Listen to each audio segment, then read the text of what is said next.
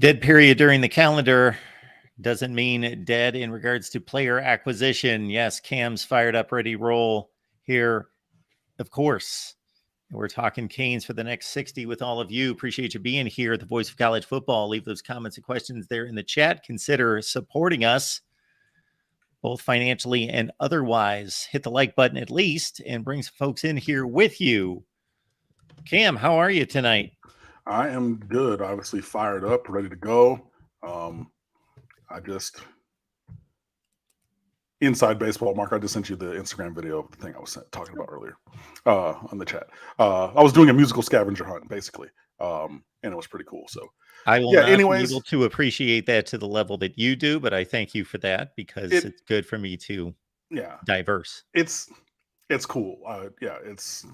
It's a choir, but they're not singing for everybody who's watching. They're doing hand and body percussion. So they're like snapping and they're clapping their own hands and clapping with the people next to it. It's really intricate and interesting. So, anyways, so fired up about that. I was doing, my musical scavenger hunt things. And then obviously it's always great to be a hurricane. So, here to talk with you guys and everything. So I'm ready to go. Yeah, so it's the last weekend of the spring. We usher into the summer somewhat officially on Memorial Day weekend, although the actual date on the calendar is June 21st. Many people consider this to be, the end of school. You move into summer. But other parts of the country, of course, the weather is heating up. And official visits are scheduled for Miami. And an important time to make that, as was the case for Mario Cristobal's 2023 class, make that break and really secure some commitments. Yeah, and this is for everybody. So I don't know if everybody saw this, but in this spring when they had the NCAA meetings, they made there's a change. There's actually two changes. One, you can start official visits on June 1st now. And two, the big thing is a player now is not bound by only having access to 5 visits. Each player can take unlimited visits, 1 per school, with the option to go back if there's like a coaching change, like a head coaching change, which we saw obviously when Cristobal took over from Diaz. We're like, okay, let's bring some guys back or some guys in and things like that. So you're going to see a lot more visits is the thing. So you're going to have to track a lot more visits because, if you remember, I think it's recruiting rule number 5, you got to watch the visits. Where guys go tells the story. And, I've been tweeting about that, a little bit with a couple of guys, like, hey, Justin Scott, 5-star defensive tackle from Chicago, has taken 2 or 3. He's taken 2 unofficial visits this spring and 1 like during the fall. So it's, I think he's 3 this calendar year, I want to say. Hey, buddy, with a future official visit scheduled, and I was talking about it in that article. Again, go back and look up the recruiting rules. To have a chance at an elite out-of-state guy, you have to have at least 1 unofficial where they pay their own way and the official. You want to have even more than that. You got guys, elite guys from around the country who are on multiple unofficial visits already, and then backing it up with officials starting again next weekend on June the 2nd. So yeah, you got a good group starting out. Keyshawn Flowers, a linebacker from Maryland, 3-star. He's 6'2", 215, but he's a guy who's seen his profile rise, so it would not surprise me if he ends up as a 4-star. Jeray Hawkins, nicknamed Tank, a little ironically at 5'9", 165 as a wide receiver from IMG Academy. But what Tank Hawkins can do is fly. And you already know Miami's looking for speed at that position. So that's great. Draylon Miller from Texas, a top 10 borderline. He's listed at 11, but yeah, like a top 11, top 10 wide receiver, 6'2", 200. He'll be down. And then one of my faves, and you're going to know why as soon as I say it, Big Cam with a K, Cameron Franklin, defensive lineman, 6'5", 265. Those are the 4 that are scheduled for visits to Miami on the June 2nd weekend. That is a very good group. Very excited for that group. The subsequent weeks, like even with 3 4 stars and Keyshawn Flowers, who could end up as a 4-star on like confirmed or scheduled for the first weekend of visits. The weekends after that, June 9th ramps it up. You got, 5 stars and 4 stars. June 16th, that's the weekend that Justin Scott 5-star is listed for, 5-star with a bunch of 4 stars there. You got a couple of midweek visits, but the one June 23rd weekend, whew, boy. That one right there, monster weekend. I believe that we have 13 or 15 already confirmed or scheduled official visitors for that weekend. So you're starting strong and going to get stronger. And it's funny, I saw people going at Gabby Urrutia, former State of the U guy who's now at the 247 side, because he just, doing his job, tweeted out that Dalen Russell from Columbus is a guy that Miami is heating up with. He's a little undersized as an edge rusher, but he goes to Columbus. You already know the Columbus connection. Mirabal went there, Cristobal went there, a bunch of other dudes, even on the roster, went there. And he was the Miami Herald 3. So they changed the classifications in high school football, but 3 Metro, 4 Metro. So basically, if it were still the A system, like you're talking the 7A, 8A Dade County Defensive Player of the Year. That's the large schools defensive player of the year. And everybody's like, well, he's a 3-star, and Miami, they're just doing 3-star stuff and 3-star stuff and 3-star stuff. And Gabby was just like, hey, mark this date down, May the 24th. Talk to me in 2 months' time on July the 24th. How about that? And trolls are going back and forth. He's like, hey, okay. I didn't know a signing class that signed in May. But again, you want to talk today, that's perfectly fine. Clock in 2 months from now. And I haven't even given you the names of the visits for the 9th, 16th, and 23rd weekends. But when I'm telling you, you got more and more, and like you're starting with 4 blue chippers, and you're going, and that's the floor of the starting of your recruiting season, buddy. This is why we hired Mario Cristobal. So I'm not bothered. I'm not tired. I'm not scared, and everything, anything like that. Like I am confident that we're going to do the work that needs to be done. We're not going to get everybody. I already know that. But I'm confident that we're going to get a lion's share of guys that we want and need and continue to get the things going. But yeah, starting next weekend on Friday is official visit season. So gird your loins. Let's get it popping. Falconer X, thank you so much for the contribution. Super sticker, Falconer TRX. Followed up by this gem here. Falconer, thank you so much. Talking heads are touting the IMG pipeline. Is that important, or is the classic South Florida pipeline more important? Por qué no los dos? Like, why not both? You know what I mean? But 2 things can be true. Like, you need both. Think of IMG Academy like it used to be Oak Hill Academy in terms of basketball. Like, you're just going to get elite guys after elite guys after elite guys there. And I know that, like, they transferred there in this last class, but you're talking about Riley Williams, Jaden Wayne, and Francis Mauigoa.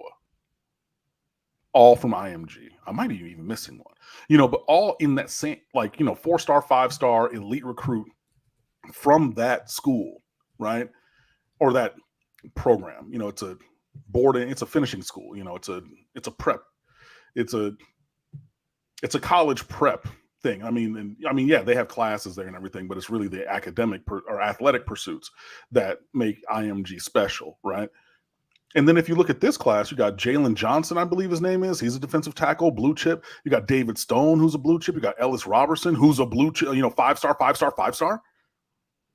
Like there's not, as long as, and I know IMG Academy just got bought by I believe it was Chinese conglomerate or venture capital group for like $1.2 billion or something like that.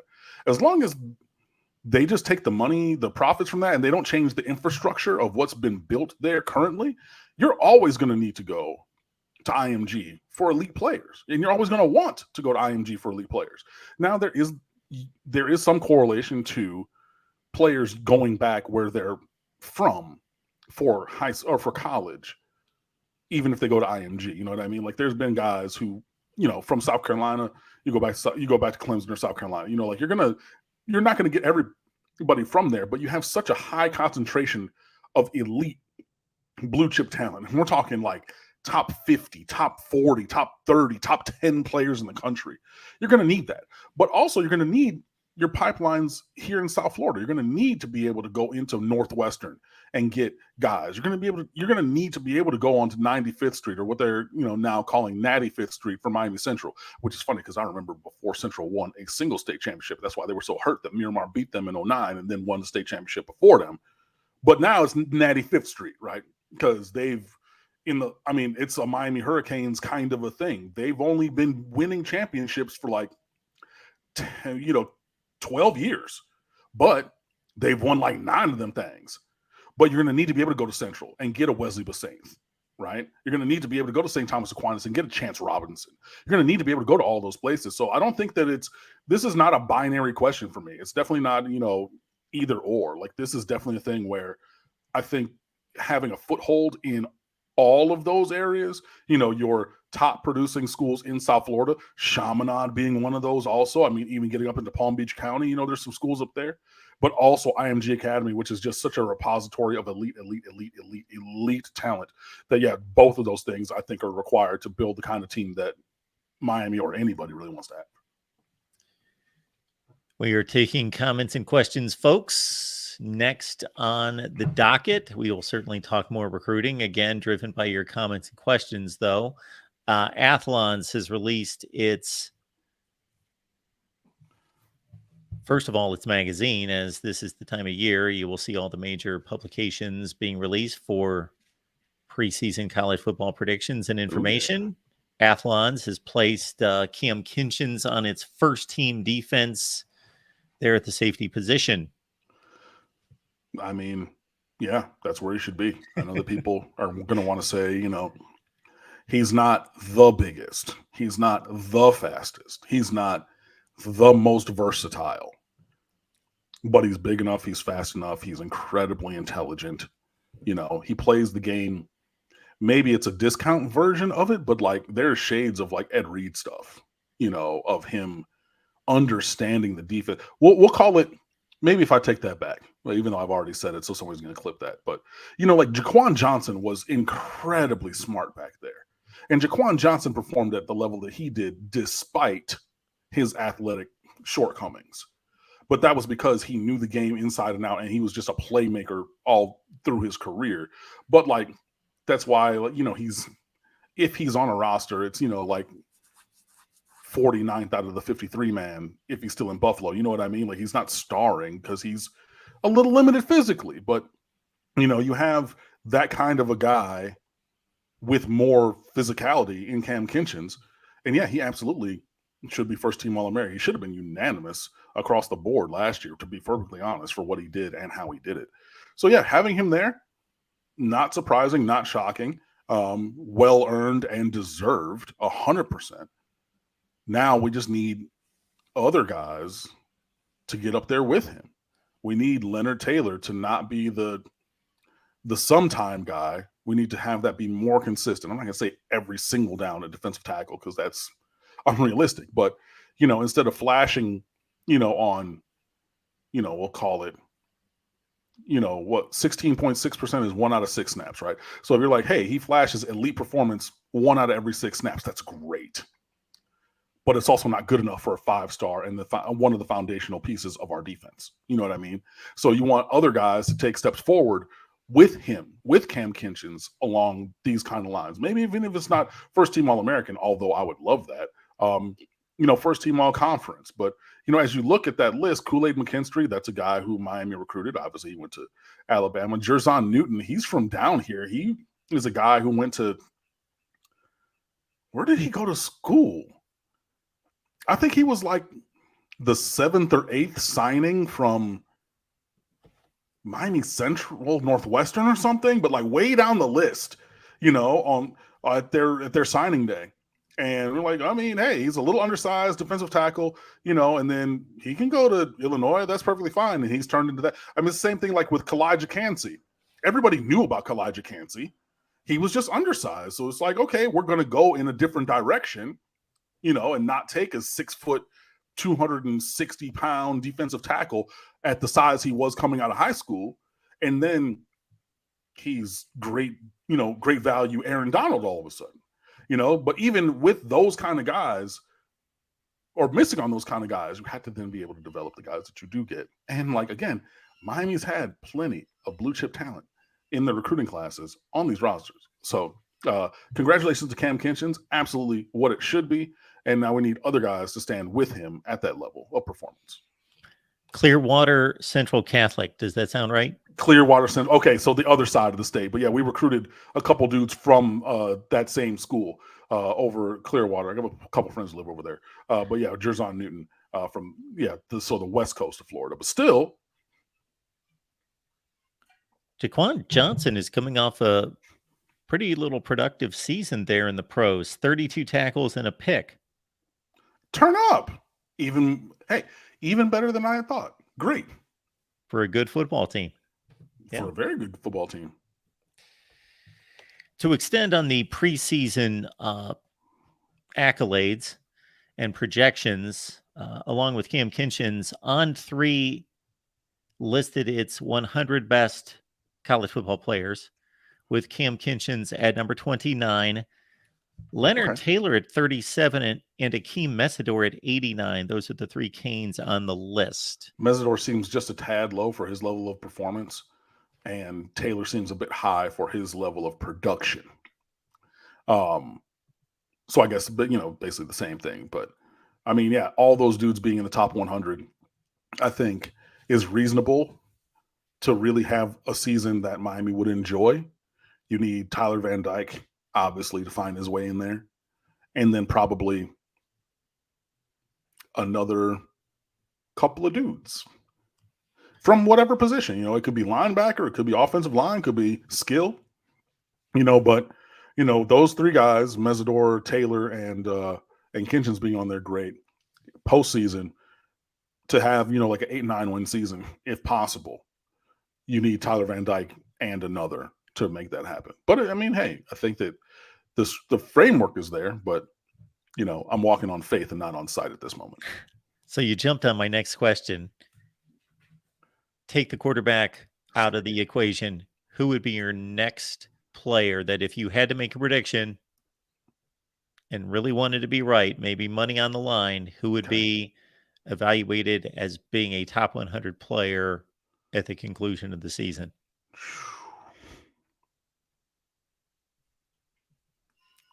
First of all, I'm not going to say any of the running backs because of the by committee nature there. I'm not going to say any of the wide receivers because at present it's by committee and we're like unknown.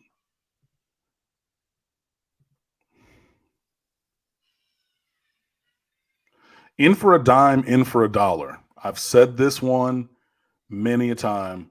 This is a guy. Can I guess? Before you do, this is a guy that I am super duper high on coming into this season. I think Mark is going to get it right, but this would be my bet. Maybe Nigel E. Kelly. Nigel E. Kelly, number 9 defensive end. That's the dude. Okay. I think that he's going to take a big leap this year, like a capital letters, the leap. You feel me? So, yeah, I am bullish on Nigel E. Kelly. So if I had to pick, and you have the added benefit bonus of playing opposite Taylor and Mesidor, as well as where I see his projection going. So you're gonna, at some point, offenses are gonna have to pick and choose. What are we gonna do? Who we're gonna what are we sliding? Who are we doubling? Things like that.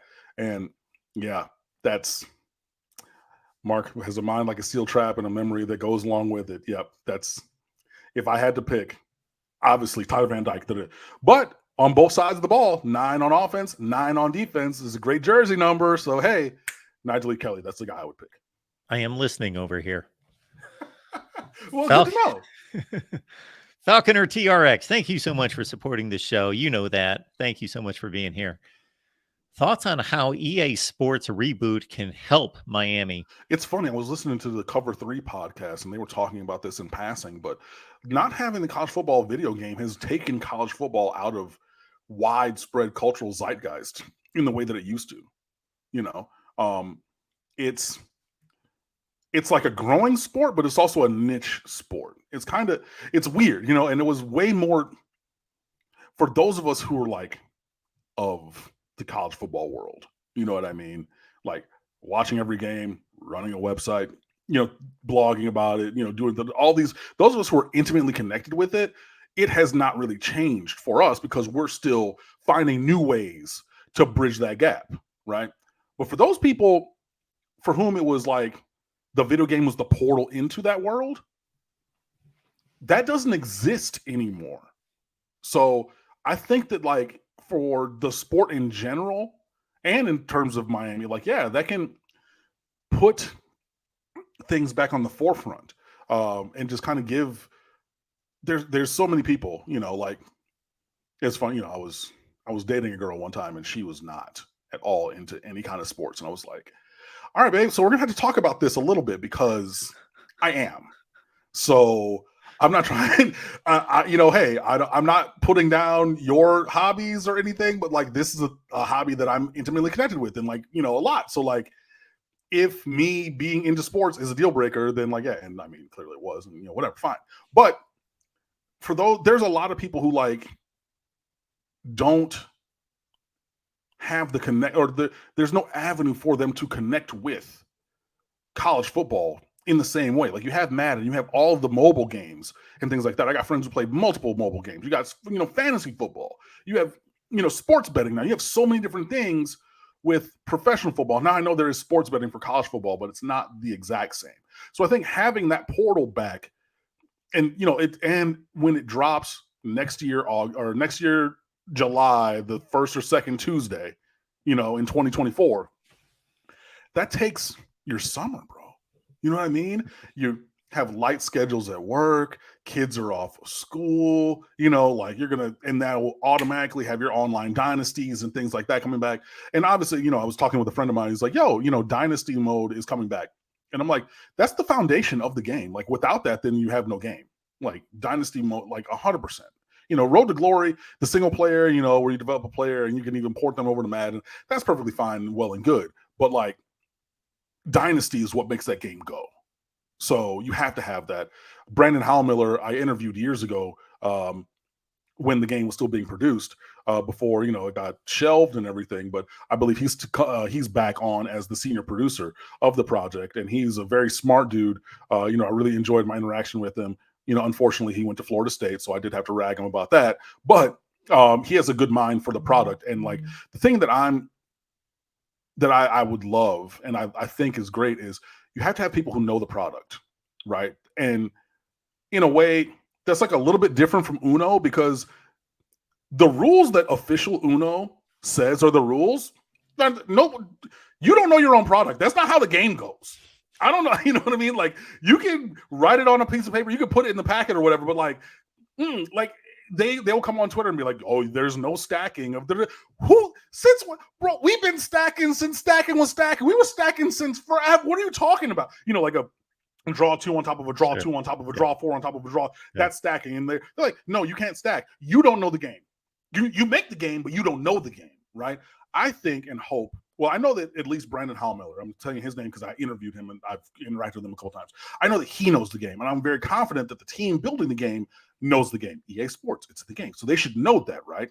Now, in terms of where it can help Miami is I'm not sure what other features are going to be in the game. I have no idea whatsoever.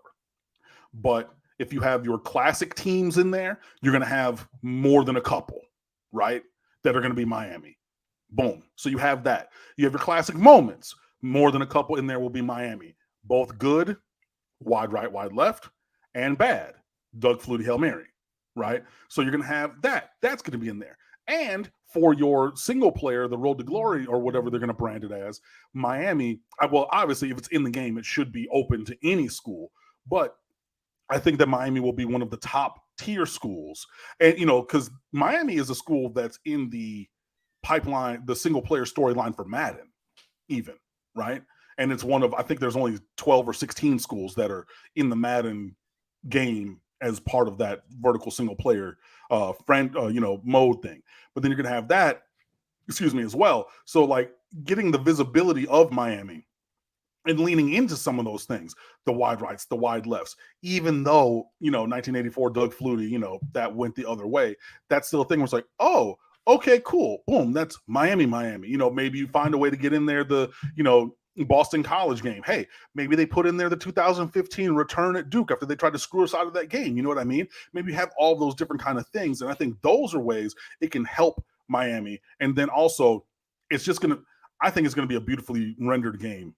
And you see, there's only been a couple times that the stadium has been packed out for like a night game. I said a night game, everybody's brain went the same spot. 2017, Virginia Tech, Notre Dame, back to back, right? But you can get that into the homes of everybody at the press of a button. So in those ways, I think it can help Miami. And probably more, but I'm a very passionate video gamer. That's a great question for me. Thank you so much.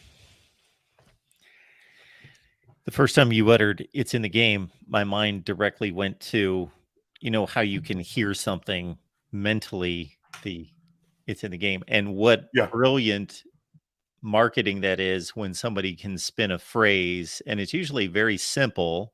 It's often ironic, or it's a turn of a phrase, or sometimes it's just very contrite and simple, but the way it's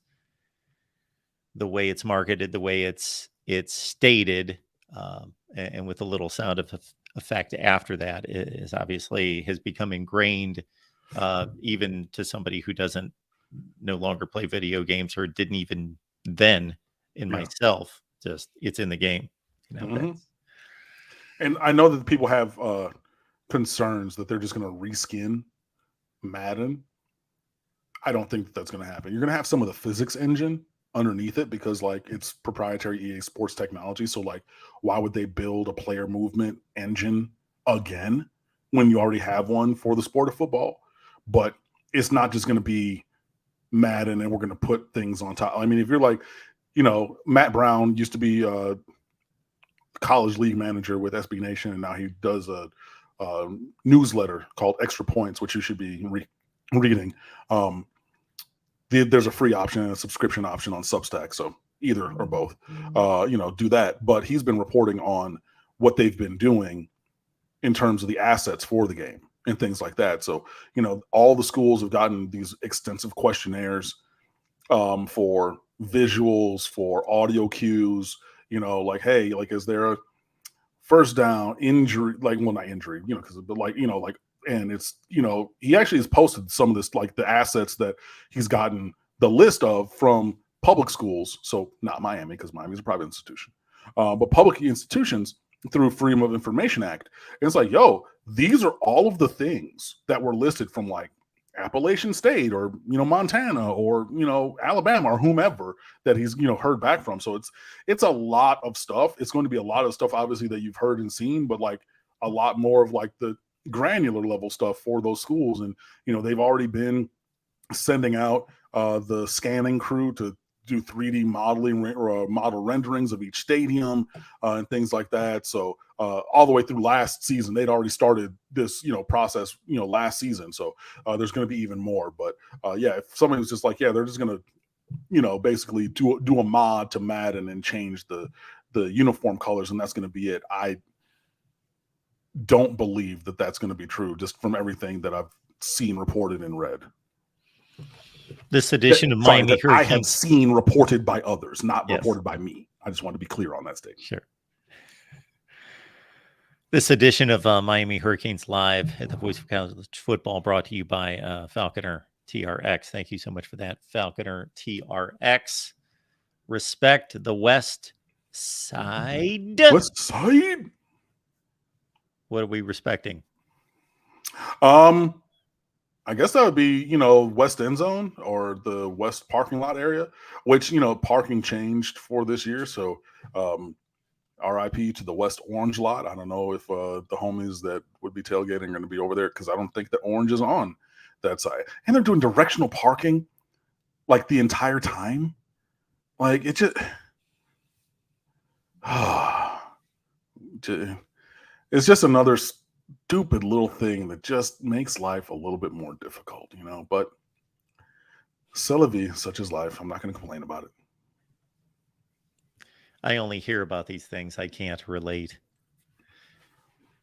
Tony is asking or stating a little bit of both here. Cam, in the next couple of years, do you see Miami still in the ACC? If not, where? Personally, I don't want to be in the Big Ten playing in November. Great question. And I guess that leads us into another topic that we had talked about last week and, prep before the show. But the ACC approved or announced today that they are going to an uneven performance pay model. So there will be levels of on-field performance needed to be hit to have an unequal distribution. So, that will determine who gets what. I'm interested to see that because, remembering that football games are television shows and rankings and viewings, numbers affect payouts, based upon the sponsorship model and things like that. It'll be interesting to see if just going on straight performance, or if it's going on straight performance, or if there's a level of viewership that's included as well. Because even if they're not the greatest, right? Florida State still did numbers. Miami's always done numbers. You see every season, it's the 10 top watched ACC games, and Miami's 4 of them. Now it might be 3, 7, 8, 3, 5, 7, 8, 10, right? But that's more than any Wake Forest game. You know what I mean? So it'll be interesting from that standpoint. It's going to take a lot to get out of the grant of rights, I think. Going to an unequal split, that is like a Band-Aid on a flesh wound, I think. I don't think that the ACC is going to be in this formation very far down the road. But the thing that I saw right after I got off the show last week on Twitter, somebody, I forget who it was, but somebody posted a thing and said, the other part of the conversation to get out of the grant of rights is that for the purposes of television entertainment and broadcasting, the schools sign over their trademarks to the conference for the time. Yeah, I saw it was in the thing. I retweeted it last week. I promise you. And I was like, that changes everything. You know what I mean? Like that, so the Hurricanes from the school in South Florida, or it had this other whole intellectual property thing where it's you might be able to get out, but if you don't have the copyright to your own trademarked, name and logo, name, image, and likeness, in the way of the players, but for your institution, then you have to negotiate that as well, because that was a component part of the thing. So it's if that is true, and again, that was what was put forward in the piece that I saw last week, that is another ginormous hurdle. Because let's say then, and we'll go on the low side just for the sake of discussion, right?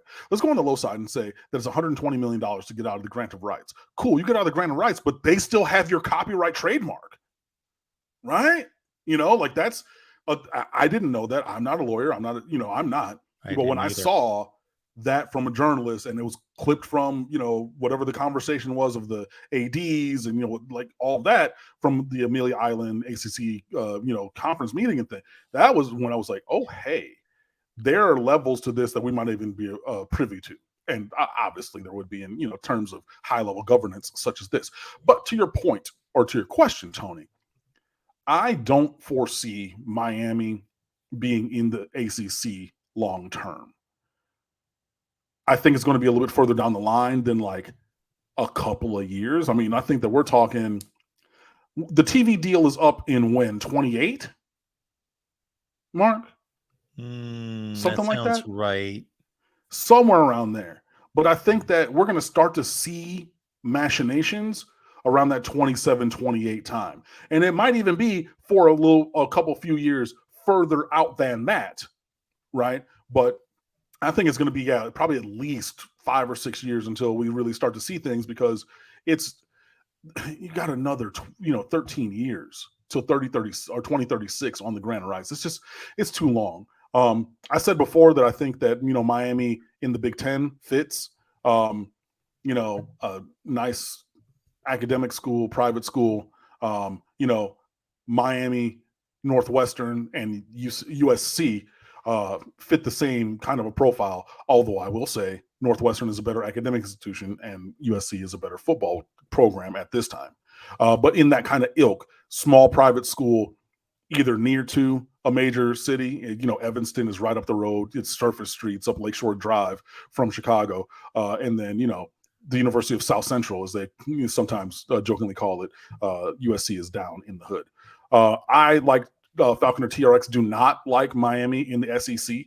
But I think that with Cristobal leading this program, I think that could be where things go. I foresee, I think I don't like Florida State, but I respect them. I neither like nor respect Florida, right? So begrudgingly, but truthfully, I would say if anybody had a landing spot tomorrow, it's Clemson and Florida State in the SEC. And then the other 5, everybody else, get in where you fit in, do what you do. But I think those two teams, from proximity, from brand, kind of thing, because like everybody, even they were bad and everything, and I still don't think that they're necessarily national championship good, but everybody knows Florida State.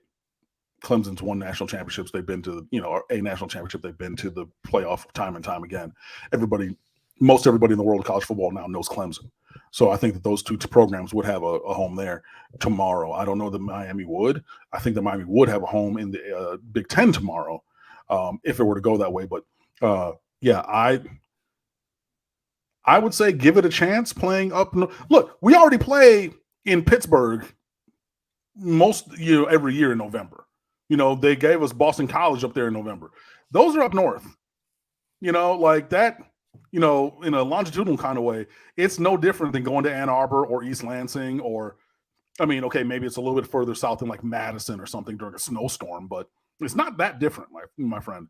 So it might not be what we want, but I would say that's probably the most logical and best fit at this time. Yeah, I don't have to educate our analyst here on weather in the Midwest in the winter because he's from Michigan. Grew up in Detroit, 313. So, yeah, all the horror stories about the weather, it's very much of a wild card in November. It's not January. There's a huge difference between playing football in Wisconsin or Michigan or one of those states in January versus November. Yeah. That said, I'm trying to think of the example last year. Anyway, I know that I've looked up various locales in the Big Ten footprint for November temperatures, and no, it's not going to be anything close to what you're experiencing and benefiting from in South Florida. But it's unique to see snow flying in the air during a Big Ten game. It does happen. Mm-hmm. It's not infrequent. It's not like, wow, this has never happened before. But it's not a regular thing. It's not 3 out of 4 weeks in November when teams are playing across the entire conference. You know what I mean? It's not, 85% of the games a given weekend are all snow games.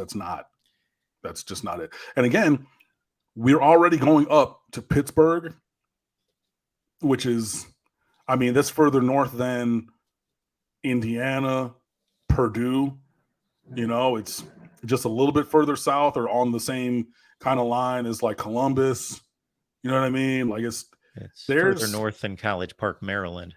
further north than Maryland. And I mean, we got Boston as well, and remember, guys, Boston College is one of our permanent 3 teams, our tentpole team. So you're going up there. And I believe this year they gave it to us in November, and they're going to continue to do that because like you always want to have those kind of things. Hello, 2001.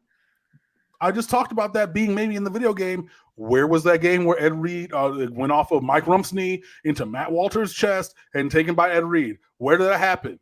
Chestnut Hill, Maryland. Which game was that? The last game, you know what I'm saying, guys? Like, this is not like we don't play only here and Tallahassee and, Grand Cayman in the Bahamas, like we're going on a Caribbean cruise or something. Like there's times where you got to go a little bit further north. And just you're really just shifting it from going up the East Coast to going just straight north into the Midwest with 1 or 2 school. Oh, okay. Wait. I mean, you got Madison and you got Minneapolis. Those would probably be like the furthest north, most likely chance of snow. Oh yeah. Maybe you put in Iowa City in there as well. Yeah. If you're talking about November, but I don't think that we're going to have all that many games and everything. But yeah. I know that Ohio State and Michigan kicked off at 60 degrees this past year. Now, is that on the higher end of what it typically is? Yeah, not abnormally, though, not Right. egregiously. It's usually more like 50. Mm-hmm. But also consider that 4 weekends in November, you're going to play 2 at home. So mark those off already. Mm-hmm. Then you play 2 on the road. If Florida State comes with Miami, who knows? The Big Ten may want that to be a later November rivalry kind of game. But, I mean, you still have to deal with the fact that Florida State is going to be last week. Yes, true. That's on rivalry week. So maybe you get, the week after Halloween. So you get early November or something, But, that wouldn't be. I was trying to size up.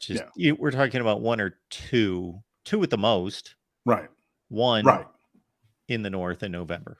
It's not like you're going to spend November in Wisconsin. Hopefully not. just to clarify on the finer points, the finer points are coming in future months. But to be clear about this revenue distribution, as it's stating here per the ACC, the specifics of the plan are in progress and will be solidified in the coming months. Under this initiative, the implementation of the success in this incentives will come solely from the performance of teams in revenue-generating postseason competition. All the other revenues will continue to be equally shared as currently outlined. Oh, okay. So they're talking college football playoff and NCAA tournament. Yeah. Interesting. And I guess bowl games could be. And bowl game. Yeah. Okay. Yeah. Huh. Okay. So the popularity of the teams will not factor into this. Well, and that was something I was spitballing, and then you came with the concrete statement to show me that was a little bit off base, and I appreciate that. So yeah, okay, so it's not based upon popularity then. Okay, so then it's just that interesting. But again, they also said the specifics of the plan are in progress, so that's what they plan to do. But True. I also need to see, what the final product is. I get they're saying that this is what it will be, or they intend for it to be, but I want to see what the final product is. Yeah, and I want to see what the proportions are too. Are we talking about a slight lean? Okay, you made the playoff. You didn't even make a bowl game. We're going to just slightly, or we're going to make this heavily incentive laden. I think they're going to have to make it heavy. Yeah, especially without the regular season component. Right. Yeah, I think they're going to have to, really, really lean in. But again, if you're talking about postseason at all, remember that Miami had 5 units in the NCAA tournament all the way. Well, actually, because you get extra units in the further you go. But all the units that we got for the conference or for Miami, and we were the only team playing after the second weekend. So like, if you're thinking this is only going to be because it's revenue generating, right? So that's football and basketball. there's that as well. But also, we're here talking football. We need the football team to hold up their end of the bargain as well. Falconer TRX, I'm sorry. Do you have some I don't know, family members, friends, anyone that can also join you in the chat and help sponsor the show here?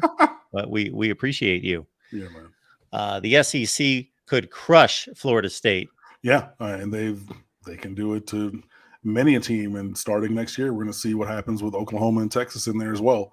But yeah, I mean they can. Look, they crushed Alabama crushed Miami in an opener a couple of years ago. So yeah. I posted videos that sized up Florida State against the Big Ten and the SEC and Miami against the Big Ten and the SEC. Of course, there are few results against the Big Ten for either one, and did so during the 21st century. So you can check out those videos. They both held up fairly well. Yeah. I just think that it's over the course of time. It's just more, the difficulty of your schedule increases by going to the SEC. It just does, as opposed to the ACC, and opposed to, what the teams were playing. Like, yeah, both. Well, I mean, they had Clemson in their division, and everything, but you're going to just have, instead of having the also-rans of the world, instead of having your just dregs of the earth, like, Duke was, even though, I know we lost them, and things like that. But then you're going to have Kentucky as a top 20, top 30 team. That's not a bad squad. That's a squad that can beat anybody. Exactly. You know what I mean? Like, that's a better team as a one-to-one replacement. Like, if you take Georgia Tech off of your schedule and you put in Kentucky, that schedule is much harder. And I'm not even saying Georgia, Alabama, A&M, who's loaded with talent. I'm not even saying that, but the middle bottom part, if you take off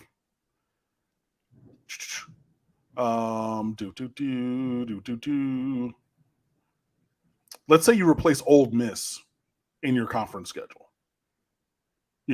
Ole Miss replaces Boston College. It's tough. It's tougher. You know what I mean? It just is. So, yeah, I mean, it would be tough sledding for anybody. But, yeah. The one school in this equation that we're talking about, so we're talking Florida State, Miami possibilities, but we're talking Oklahoma, Texas reality starting next season. Well, Texas has generally not been a factor for close to 15 years now. But Oklahoma, Lincoln Riley, Bob Stoops, they've been on top of the Big 12. You take all those 10-2, 11-1 seasons that Oklahoma churned out in the Big 12.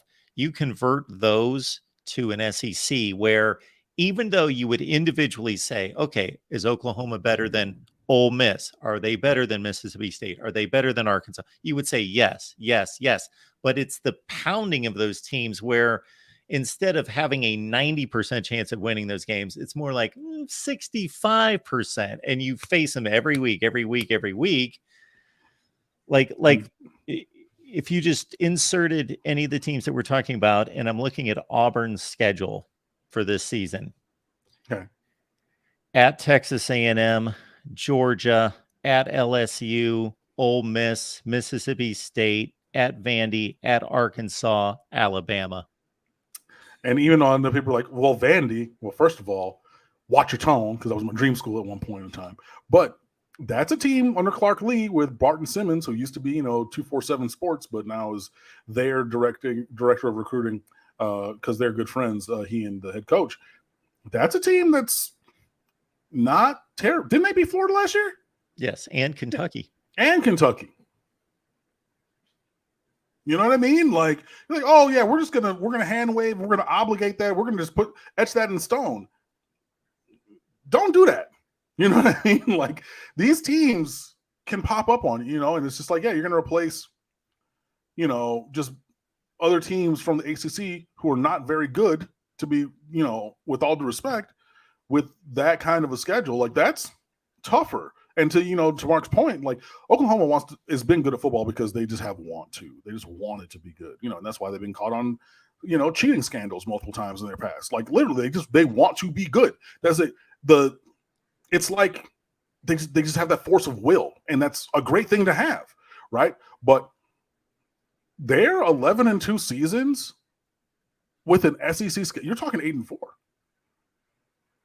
Or you're talking instead of 10-1 regular season, or let me see, because there's 12 games. 12 games.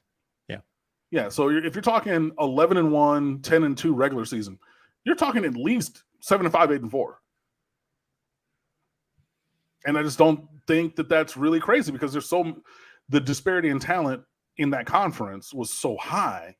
They're like, yeah, they're beating the brakes off of everybody, even against teams that you're like, well, that's an SEC team, and they're all right. They're 6-6. That 6-6 team has some really good players, and that 6-6 team might be. I forget. It was the year after the fight against Miramar, my second year at Miramar. I want to say I said Flanagan was the best. Flanagan High School was the best 5-5 high school team in America because they blew everybody out and they lost to eventual state champion Miramar or state semifinalist Miramar. Third round Cypress Bay. I think they played Chaminade out of conference and two other playoff teams out of their district, and lost by a combined like 17 points. They had that dude Justin Ferguson. He was a 4-star receiver. Went to Notre Dame. Eventually flipped to linebacker on that squad. Like, you take them out of the district with Miramar and Cypress Bay, that team is going deep in the playoffs, right? I think that basically you're talking about that kind of a thing with Alabama, Texas going into the SEC, like the high win numbers that we've seen. You replace some of the, bottom of their schedule with the middle bottom of an SEC schedule, and that's a big step up. And that's the other thing people are not necessarily thinking about. Can also think of it this way. Clemson and Florida State, almost everyone has them earmarked for the ACC championship game. I think it's going to be a little bit more difficult than that. I have a few more questions, but again, I do think that they're the class of the league. It appears to be. Now, if you're going to say that one of those schools was not going to reach the ACC championship game, my next selections would be North Carolina, Pitt, probably. I'd go those two directions off the top of my head. Maybe NC State. Okay. But right now, as it stands, again, Clemson, Florida State appear to have a gap above anyone else. If you took any of the teams we just mentioned, Ole Miss, Arkansas, Florida, and Florida's like they could have a rough record this year in the SEC. Tennessee, we didn't even mention Tennessee. You take any one of those teams, especially Tennessee, and you throw them in the ACC. Now, I'm not saying I would pick them to go to the championship game, but it would be like, they might. I mean, maybe not any of them, but Tennessee, yeah. Yeah. Like I mean, but even somebody that was bad, like Texas A&M last year, if you threw them in the ACC this year, I'd be like, I wouldn't be surprised. I wouldn't be surprised, but also wouldn't be surprised if they had a Miami type season because, we talked about it heading into that game.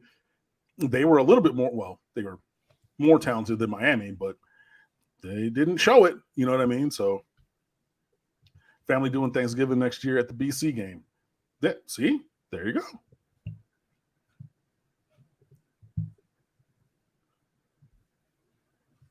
Miami joined the ACC. We're going to run the tape.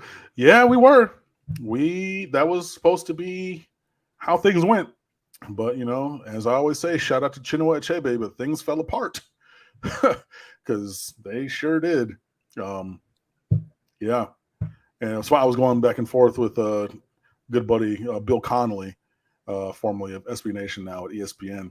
And he was tweeting, he was like, yeah, it's going to be really funny when Wake Forest gets the largest share of revenue with the new revenue split or whatever. And then he says, hold on, actually, I'm going to read this tweet because I had to go respond. So he goes, sorry, Matt Brown Again, extra points, same dude I was talking about earlier.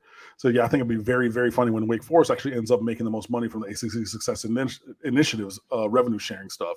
Bill Connolly shifted that, or quote tweeted that and said, shifting the revenue sharing to make Clemson, FSU, and Miami happy does kind of have a putting Florida State and Miami in different divisions so they can always be in the ACC championship ring to it, doesn't it? And I just replied, I was like, so you want to fight? Like, you just, yeah, you want to fight about that. But I mean, it's kind of true, like the thought was things are going to go a certain way, and much to our own undoing, have absolutely not. All right, folks, last chance for a comment or two to come in, a question, anything else that you've got for us? Is that a sexual chocolate? Oh, what do we got here? The avatar. It is sexual chocolate. Wow. Oh, up here. Coming to America, yeah. Yeah. The best conference for Miami to join is SEC. None of the kids would leave and go to SEC schools. If Miami was in the SEC, they'd stay home, go to Miami because they'd be playing a bit against the best. I disagree.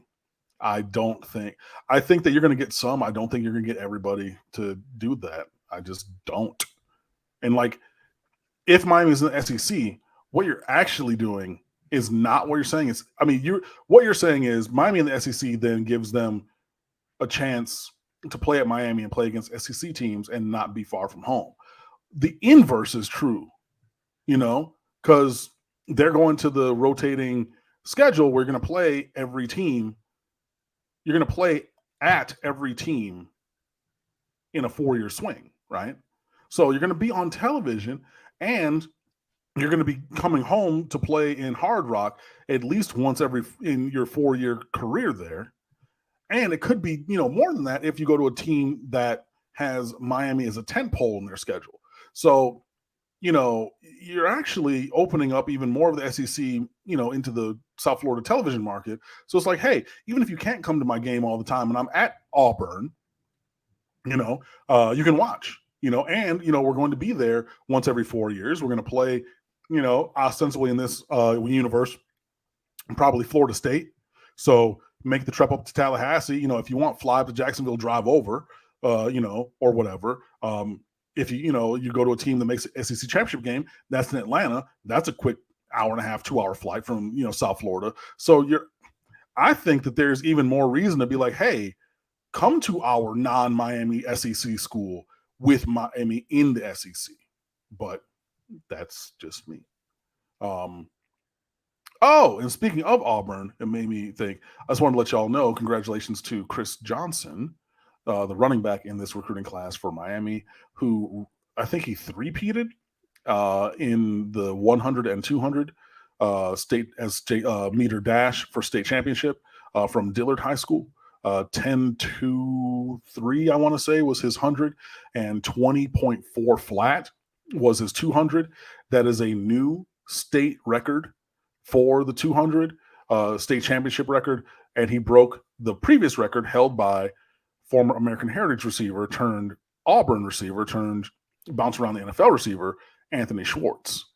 So if you're wondering, like, oh, does this kid really have speed? Everybody knew Anthony Schwartz was quicker than a whisper. Like, he got on the field, and you're like, we're going to have to do something different because this man, you saw it even in college. Yo, we're playing off coverage with the safety over the top, and both of us are turning around looking at the back of his jersey.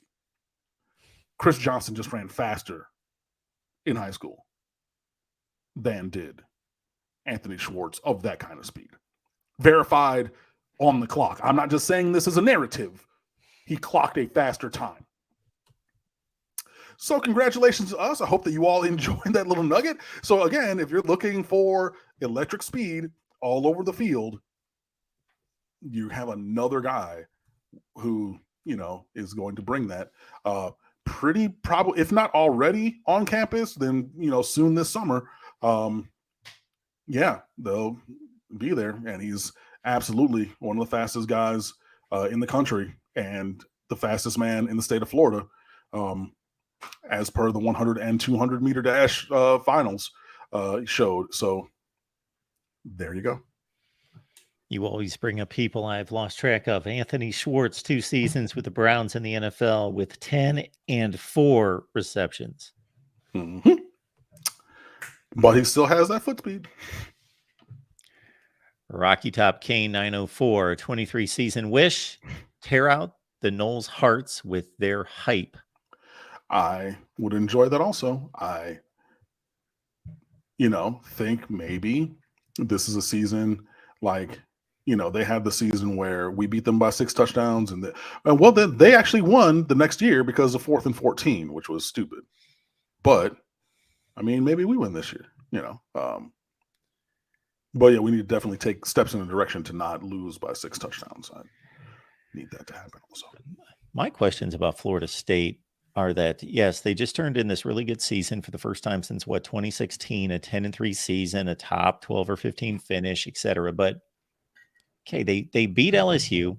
LSU was partially back. That was a good win. Other than that, I can't find another good win. They lost to Wake, Clemson, and NC State consecutively. Those were the 3 best in conference teams they played. They lost to all of them. Yep. So their closing winning streak was not impressive from the standpoint, from a consistency standpoint for a program that had been down for 5 years. Impressive, but right. I mean, but it's the thing where you can't control the teams, on your schedule, but you can beat them, and they did, and like they beat the brakes off of Miami. So like I'm not going to say anything other than that, but like they beat a bunch of average to bad teams, and should. I mean, at least they didn't lose to Jacksonville State like they did previously, but. And then as a 9-3 team coming out of the ACC with that kind of a run, I wanted to see them play a bowl game against somebody of like caliber. And, they got that. Oklahoma 6-6. Yeah. So, I mean, in terms of brand name, sure. Yes. In terms of, well, and then maybe technically they did play a team of similar ilk because, if they had a little bit of a more challenging schedule, maybe they would have been closer to 6-6 than they were to, with 10 wins. So, but hey, it is what it is. And, we're going to just continue to focus on Miami here. We're going to build and do what we need to do. Hopefully, we're going to have Tyler Van Dyke and my guy, Nigel E. Kelly, pop onto that top 100 list at the end of the season, have a bunch of wins, including one, in Tallahassee. And, keep it on pushing. And I just have to finish my thought. And projecting forward, I'm going to be interested to see whether they just are seizing a moment where everyone stayed. They've got a big season opportunity in 2023, or is this actually them rebuilding their program? Or did they just catch a good run and they've got everybody back in 23 and then it's going to... And there's something to be said for, I don't necessarily think that he's going to be a good pro quarterback, but Jordan Travis has gotten better, and having a quarterback who can just escape sacks, just move, and extend plays. And then, when it's sandlot football, he makes plays happen. But like, there's some, is their next quarterback going to avoid all of the tackles for loss and sacks that he does? Because we saw that with De'Aaron King, the year that we won 9. Like he got missing on some times that like you're like that's a sack with any other quarterback on the roster, many of the other quarterbacks around, and that does change the calculus. You also had to account for him in the run game and things like that. So we'll see what happens, but it'll be interesting to see what happens this year, and then obviously going forward when Jared Verse leaves and that 7-foot receiver leaves, and I can run around and avoid everybody. Quarterback leaves, and things like that. But I have no love lost for Florida State, but I think that they could be decent this year. But I'm looking forward to beating them as well. Cam, we always appreciate it. Let everyone know what you got working. Justin DeTavio finished his does Miami have a South Florida program feature on his website? So you have that. There's a couple other pieces. up there as well for you to go check out, and a couple other things that I'm not going to spoil for you. So you see it on the screen, stateoftheu.com. We're always open for you 24/7, 365. At the State of the U on social media. And my personal Twitter account is at Underwood Sports. And yeah, I'm going to go hang out. So always feel free to stop by if you see me anywhere down here in South Florida. I did not see anybody this past week because I just didn't run into anybody who's watched the show. And I still don't remember the name of the guy I saw 2 weeks ago. So I'm very, very sorry about that for forgetting your name. But always come and say hi, and, if you just think of something and want to, chat really quickly, you can always hit me on the interwebs, and catch you guys next week. The largest numbers here, as it typically is at the end of the show. Watch the rest of the show and see what you missed. Thanks, Cam. Appreciate you. See you guys.